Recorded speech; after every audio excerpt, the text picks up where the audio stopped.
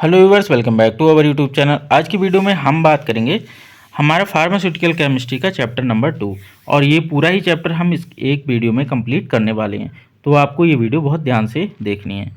Chapter number 2 volumetric analysis. तो इसमें क्या है, फंडामेंटल ऑफ वॉल्यूमेट्रिक एनालिसिस। तो वॉल्यूमेट्रिक एनालिसिस को टाइट्रेशन या टाइट्रोमेट्रिक एनालिसिस भी कहा जाता है। यह एक प्रकार का परीक्षण है जिसमें किसी नॉन ज्ञात केमिकल सॉल्यूशन की अज्ञात सांद्रता कंसंट्रेशन का पता लगाने के लिए आयतनों की माप की जाती है। तो ये आप समझ गए होंगे। Some terminology used for volumetric analysis, जैसे टाइट्रेशन क्या होता है, स्टैंडर्ड सॉल्यूशन को ब्यूरेट में लेकर टाइट्रेंट को तब तक मिलाना जब तक कि रिएक्शन कंप्लीट ना हो, टाइट्रेशन कहलाता है। ठीक है। एंड पॉइंट क्या होता है, वह बिंदु जिस पर केमिकल सॉल्यूशन के भौतिक परिवर्तन दिखने लगते हैं, इसे एंड पॉइंट कहते हैं। ठीक है। इंडिकेटर, जो सब्सटेंस एंड पॉइंट को प्राप्त करने के लिए इस्तेमाल किए जाते हैं, उन्हें इंडिकेटर कहते हैं। टाइट्रेशन एरर, एंड पॉइंट का सही प्रकार से प्रदर्शित ना होना या भौतिक परिवर्तन ना दिखना टाइट्रेशन एरर कहलाता है। प्राइमरी स्टैंडर्ड क्या होते हैं, ये सब्सटेंस बिल्कुल सटीक होते हैं तथा इसका उपयोग स्टैंडर्डाइजेशन के लिए किया जाता है। अब हमारे सेकेंडरी स्टैंडर्ड क्या होता है, ये सब्सटेंस प्राइमरी स्टैंडर्ड के गुण को नहीं दर्शाते हैं। अब हम देखते हैं मास परसेंटेज सॉल्यूशन।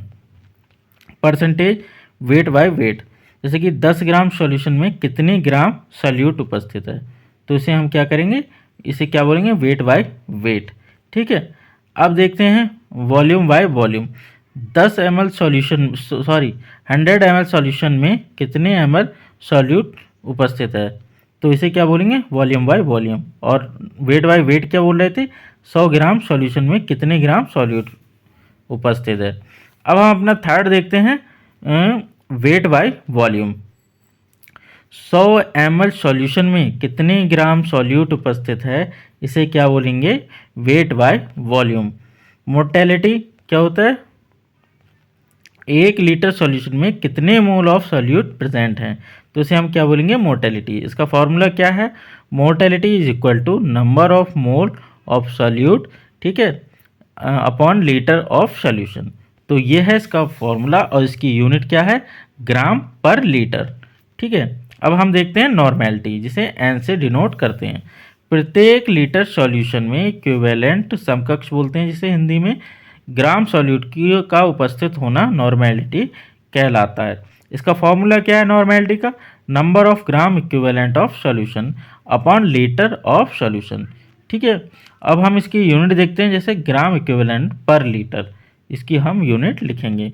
मोलैलिटी, प्रत्येक किलोग्राम सॉल्वेंट में कितने number of mole of solute उपस्थित हैं, तो इसे हम क्या बोलते हैं, मोलैलिटी बोलते हैं। Molality is equal to number of mole of solute upon KG of solution. ठीक है। मोल फ्रैक्शन क्या होता है, X solute mole of solute total mole of solution. क्या होता है, एक्स सॉल्यूट में is equal to mole of solute upon total mole of solution.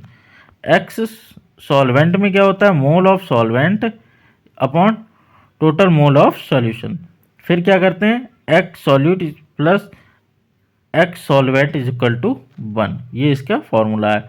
Parts पर मिलियन ppm, 1 किलोग्राम सॉल्यूशन में कितने mg सॉल्यूट उपस्थित है, इसे क्या बोलेंगे, पार्ट्स पर मिलियन। तो ppm is equal to mass of solute upon mass of solution into 10⁶।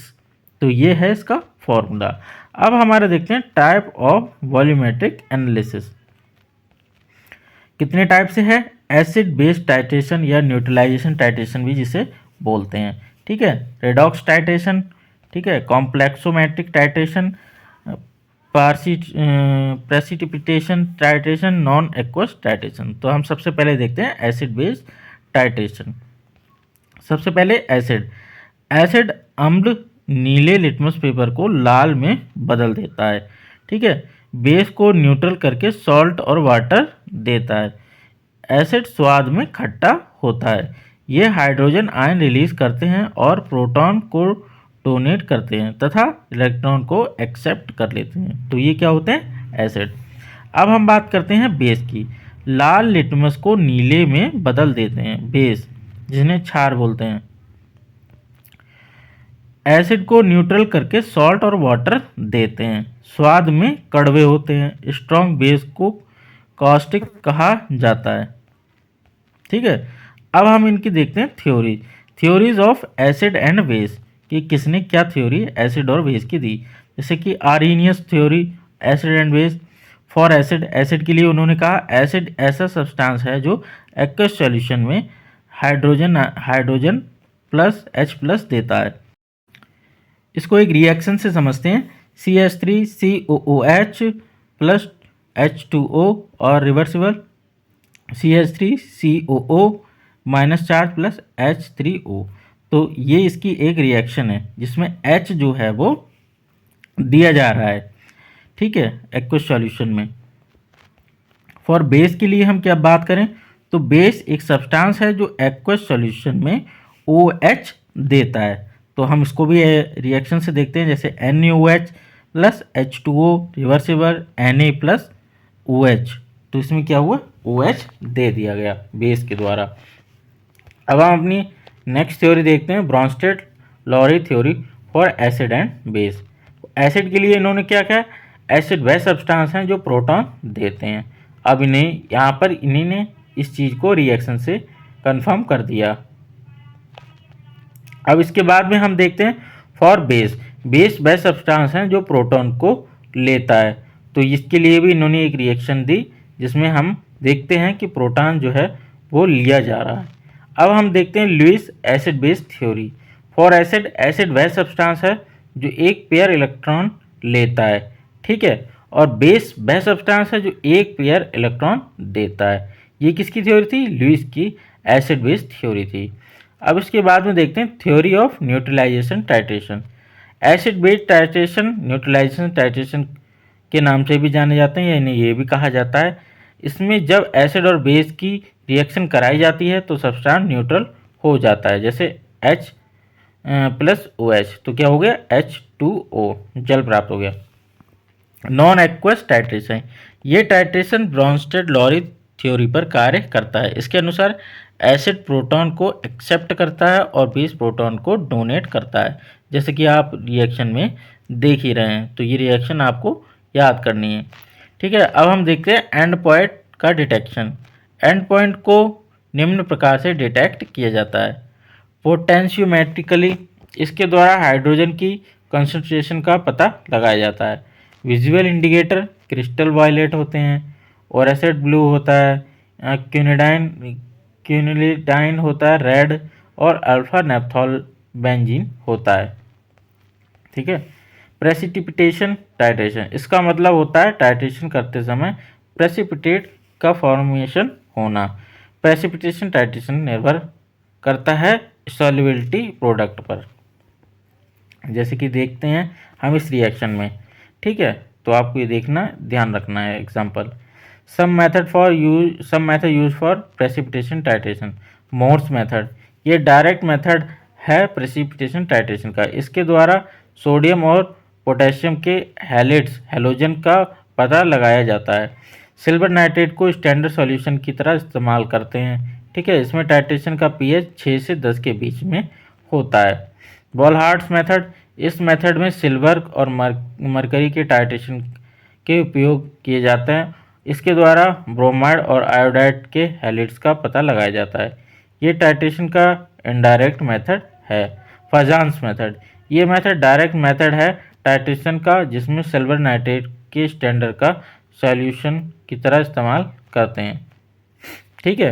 अब हम देखते हैं हमारा फोर्थ कॉम्प्लेक्सोमेट्रिक टाइट्रेशन। इस टाइट्रेशन के द्वारा मेटल आयन का titration standard solution of complexing agent और लिगेंड के द्वारा किया जाता है, जैसे कि आप रिएक्शन में देख रहे हैं। मेटल आयन को सेंट्रल एटम कहते हैं, जो ग्रुप मेटल आयन से अटैच्ड होते हैं उन्हें लिगेंड कहते हैं। इसके बाद हम देखते हैं requirement for complexometric titration. Complexation क्रिया लगातार होनी चाहिए। एंड पॉइंट डिटेक्शन के लिए सभी इंडिकेटर उपस्थित होने चाहिए। रिएक्शन का पूरा होना आवश्यक है, या रिएक्शन को पूरा करना चाहिए। सब इंडिकेटर, इंडिकेटर क्या क्या होते हैं, EDTA होता है, डाइमिथाइल ग्लाइकोसाइम होता है, ठीक है, एलिजेरिन फ्लोरिन ब्लू होता है, फेरिक्रोम ब्लैक टी होता है, मिथाइल थाइमोल ब्लू होता है। तो ये नाम थोड़े से अटपटे हैं, इनको आपको ध्यान में रखना है। अब हम अपना नेक्स्ट देखते हैं, रेडॉक्स टाइट्रेशन। रेडॉक्स टाइट्रेशन में क्या होता है, ऑक्सीडेशन और रिडक्शन क्रिया के का साथ में होना रेडॉक्स टाइट्रेशन कहलाता है। रेडॉक्स टाइट्रेशन इलेक्ट्रॉन को ट्रांसफर करने के कारण होता है। ऑक्सीडेशन, ऑक्सीजन का एडिशन और हाइड्रोजन का रिमूवल होना तथा इलेक्ट्रॉन का लॉस होना ऑक्सीडेशन कहलाता है। जैसे कि SO2 प्लस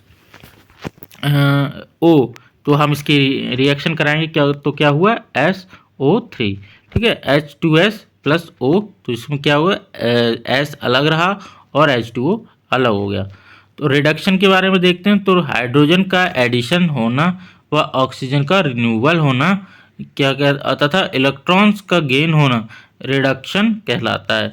जैसे कि ZNO प्लस C, तो Zn अलग हो गया और CO अलग हो गया, ठीक है, N2 3H2 to 2NH3, ठीक है। Detection of and point wise redox indicator, self indicator, इसमें टाइट्रेंट खुद इंडिकेटर की तरह कार्य करता है। जो टाइट्रेंट होता है वो खुद इंडिकेटर की तरह कार्य करता है। एक्सटर्नल इंडिकेटर, इसमें इंडिकेटर को सॉल्यूशन में ऐड नहीं किया जाता।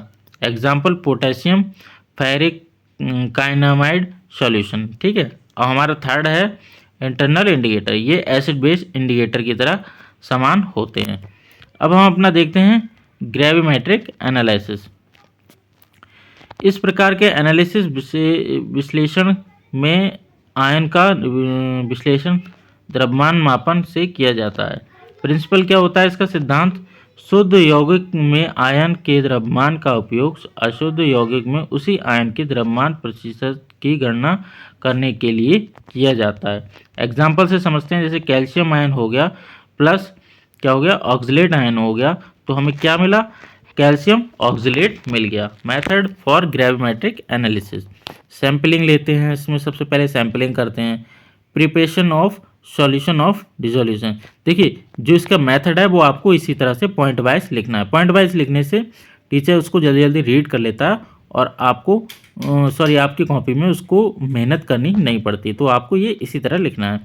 सैंपलिंग करते हैं सबसे पहले, preparation of solution and dissolution करते हैं, ठीक है, प्रेसिपिटेशन करते हैं, डाइजेशन और क्या कहते हैं एजिंग ऑफ प्रेसिपिटेट करते हैं, फिल्ट्रेशन करते हैं, वॉशिंग ऑफ प्रेसिपिटेट करते हैं, ड्राइंग और इग्निशन ऑफ प्रेसिपिटेट करते हैं, वेटिंग करते हैं और फिर उसका कैलकुलेशन कर लेते हैं। एडवांटेज ऑफ ग्रेविमेट्रिक एनालिसिस, ये शुद्ध तरीका होता है, ये अधिक उपयोगी होता है, इसमें अशुद्धता का पता लगाकर दूर किया जा सकता है, इसमें त्रुटि होने की संभावना बहुत कम होती है। डिसएडवांटेज क्या होगा इसका, ये बहुत टाइम लेने वाला तरीका होता है, इसमें इसके लिए ट्रेन पर्सन होना चाहिए, उपयुक्त स्थान व साधन की आवश्यकता होती है। तो ये था हमारा फार्मास्यूटिकल केमिस्ट्री का चैप्टर नंबर 2, जिससे कि हमने पूरा स्टडी कर लिया। तो बस यही थी आज की वीडियो, मिलते हैं नेक्स्ट वीडियो में नेक्स्ट लेक्चर में, तब तक के लिए टेक केयर, बाय।